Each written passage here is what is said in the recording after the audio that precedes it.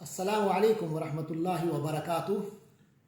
قرآن مجید کے مضامین کا خلاصہ پارہ وار یہ سلسلہ چل رہا ہے۔ آج ہم 24واں پارہ پڑھیں گے۔ فمن اظلم کے عنوان سے ہے یہ پارہ۔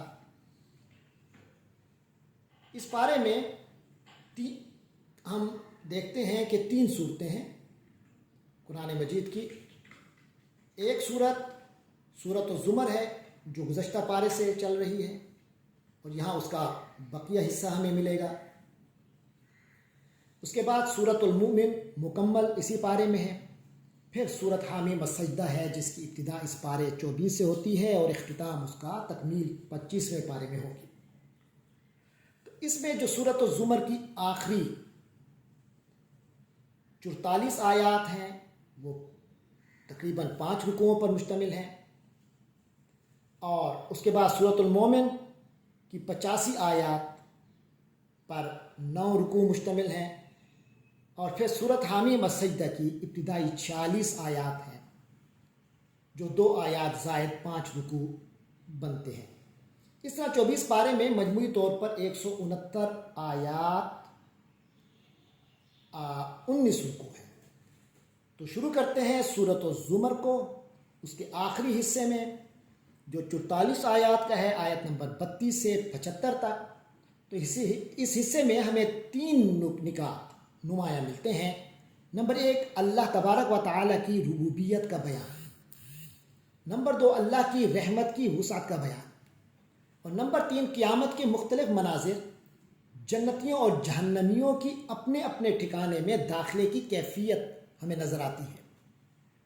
سب سے پہلے اللہ کی ربوبیت کا بیان کہ آسمان و زمین تمام کا خالق صرف اللہ ہی ہے، اس کے قائل تمام انسان ہیں۔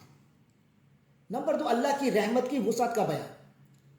اللہ تعالیٰ کی اپنے بندوں پر خصوصی رحمت اور فضل و احسان ہے کہ وہ مجرموں اور کافروں کے لیے بھی توبہ کا دروازہ کھلا رکھتا ہے اور انہیں دعوت دیتا رہتا ہے کہ اللہ کی طرف رجوع کر لو۔ اس صورت میں اللہ تعالیٰ اپنے بندوں کو خطاب کرتے ہوئے فرماتا ہے کہ اے میرے بندو جنہوں نے اپنے اوپر زیادتی کی ہے، تم اللہ کی رحمت سے مایوس نہ ہو جاؤ، بے شک اللہ سارے گناہ معاف کر دے گا، یقیناً وہ بخشنے والا، بے حد بخشنے والا، انتہائی مہربان ہے۔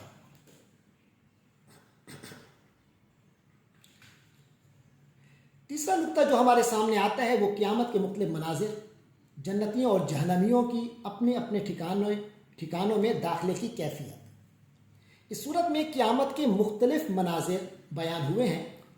اللہ پر جھوٹ باندھنے والوں کے چہرے سیاہ ہوں گے، سور پھونکا جائے گا، سب اللہ کے سامنے پیش ہوں گے، زندگی کا حساب ہوگا، پھر جہنمیوں کو کھینچ کر دوزخ کی طرف لے جایا جائے گا اور اہل تقوی کو جنت میں داخلے کی دعوت دی جائے گی۔ فرشتے ان کا استقبال کرتے ہوئے انہیں سلام پیش کریں گے اور وہ اللہ کی حمد کرتے ہوئے اپنی اپنی رہائش گاہوں میں تشریف فرما ہوں گے۔ اس کے بعد سورۃ المؤمن شروع ہو رہی ہے۔ سورۃ المؤمن مکمل اسی پارے میں ہے۔ اس میں جو باتیں بیان کی گئی ہیں ان کو ہم 4 نکات میں بیان کر سکتے ہیں۔ نمبر 1، موسیٰ علیہ السلام کے قتل کی سازش کے موقع پر مومن آل فرعون کا بیان۔ نمبر 2، فرعون کے کبر و غرور کی صورتحال۔ نمبر 3، اللہ سے اعراض کرنے والوں کی سزا کا بیان۔ نمبر 4، مٹی سے مٹی تک انسانی زندگی کے سفر کا بیان۔ پہلا نقطہ موسیٰ علیہ السلام کے قتل کی سازش کے موقع پر مومن آل فرعون کا بیان۔ مومن آل فرعون یعنی آل فرعون میں سے ایک شخص جس نے اپنا ایمان چھپایا ہوا تھا، اس کا فرعون سے مکالمہ نقل کیا گیا ہے کہ جب موسیٰ علیہ السلام کے قتل کے لیے سازش فرعون کے دربار میں ہو رہی تھی تو اس مومن نے کہا اتقتلون رجلا ان یقول ربی اللہ، کیا تم ایک ایسے آدمی کو قتل کرنا چاہتے ہو، ایسے شخص کے قتل کے درپے ہو جس کا قصور کچھ بھی نہیں، بس یہی ہے کہ وہ کہتا ہے کہ میرا رب اللہ ہے۔ اسی طرح اپنی مزید گفتگو میں اس مومن نے فرعون اور اس کے درباریوں کو موسیٰ علیہ السلام کے قتل سے ڈرایا اور کہا کہ اس کا انجام بہت برا ہوگا۔ پھر ہم دیکھتے ہیں ایک دوسرا نقطہ، فرعون کے کبر و غرور کی صورتحال ہمارے سامنے آتی ہے۔ فرعون کے تکبر اور غرور کا بیان ہے کہ اس نے اللہ تعالیٰ کے وجود کو ناقابل یقین تصور کرتے ہوئے اپنے وزیر حامان کو ایک محل کی تعمیر کا حکم دیا۔ موسیٰ کے حکم یہ دیا کہ موسیٰ جو دعویٰ کرتے ہیں اس کو لوگ دیکھ لیتے ہیں۔ نمبر 3، اللہ سے اعراض کرنے والوں کی سزا بیان ہوئی ہے۔ اس صورت میں اللہ سے اعراض کرنے والوں کی سزا کا بیان ہے کہ سیدخلون جہنم داخرین، کہ یہ لوگ ذلیل ہو کر جہنم میں داخل ہوں گے۔ پھر اس کے بعد ہم دیکھتے ہیں کہ انسان کی زندگی کا سفر بیان ہوا ہے، مٹی سے شروع ہوتا ہے اور مٹی پہ مکمل ہوتا ہے۔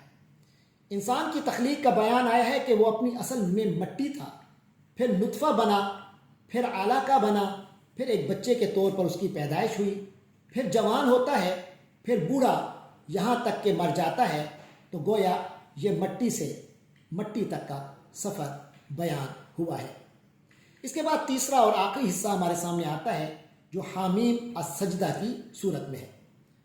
اس کی ابتدائی آیات میں جو ہمارے اس 24ویں پارے میں ہے، ہم دیکھتے ہیں کہ 4 نکات نمایاں ہیں۔ نمبر 1، قرآن مجید کے نزول کا ذکر اور اس سے اعراض کرنے والوں کی بدبختی کا بیان ہے۔ نمبر 2، مشرکین کے کفر و شرک پر تعجب کا اظہار اور اللہ کی عظمت و جلال کا ذکر ہے۔ نمبر 3، متکبرین اور منکرین کے مقابلے میں مخلص مومنین کا تعارف ہے۔ اور نمبر 4، داعی کا مقام اور اس کا دعوتی اسلوب۔ قرآن مجید کے نزول کا ذکر اور اس سے اعراض کرنے والوں کی بدبختی کا بیان ہے۔ اس صورت کا آغاز بھی قرآن مجید کے ذکر سے ہوتا ہے کہ تنزیل من الرحمن الرحیم، کہ یہ کتاب اس ہستی کی طرف سے نازل ہوئی ہے جو بے حد مہربان اور انتہائی رحم کرنے والا ہے۔ اس کتاب کے احکام اور معانی، مضامین اور مقاصد، وعدے اور وعیدیں سب بالکل واضح ہیں، ان میں کوئی ابہام نہیں ہے۔ لیکن اس وضاحت کے باوجود بہت سارے لوگ اپنی کم بختی سے اس سے اعراض کر رہے ہیں اور اس میں ڈھیٹ پن کا ثبوت دیتے ہیں۔ پھر اس کے بعد دوسری چیز، مشرکین کے کفر و شرک پر تعجب کا اظہار ملتا ہے اور اللہ کی عظمت و جلال کا ذکر ہے۔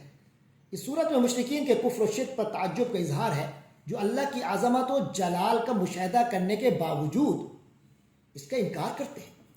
لہذا یہاں ان آثار کا ذکر ہے جو اللہ کی عظمت اور جلال کے واضح نمائندہ ہیں۔ ساتھ ہی عاد و سمود کے انکار اور انجام کا بھی ذکر کیا گیا ہے۔ ان کی قوت مادی اور ان کی صلاحیتیں سب سامنے لائی گئی ہیں کہ کوئی چیز بھی ان کے کام نہ آ سکی۔ اس کے بعد متکبرین اور منکرین کے مقابلے میں مخلص مومنین کا تعارف ہے۔ مخلص مومنین کا نمایاں ترین وصف ایمان پر استقامت ہے۔ جب انہوں نے ایک بار اللہ کو اپنا رب کہہ دیا تو اب وہ زندگی بھر اپنے اس قول و قرار پر جم گئے۔ اصحاب استقامت کو جنت میں ٹھکانہ دے کر کہا جائے گا کہ تم یہاں من چاہی زندگی گزارو، اور یہ بدلہ ہے اس کا کہ تم دنیا میں خدا چاہی زندگی گزارتے تھے۔ پھر چوتھے نمبر پہ جو آخری نقطہ ہمارے سامنے ہے وہ داعی کا مقام ہے اور اس کا دعوتی اسلوب ہے۔ اصحاب استقامت میں سے بھی وہ لوگ اللہ کے ہاں سب سے معزز اور قابل تحسین ہیں جو اخلاص اور حکمت کے ساتھ اللہ کی طرف دعوت دیتے ہیں اور اس راہ کی مشکلات کو رضائے الہی کے حصول کے لیے برداشت کرتے ہیں۔ اللہ تبارک و تعالی بھی ہمیں وہ داعی کا مقام عطا فرمائے۔ وآخر دعوانا ان الحمد للہ رب العالمین۔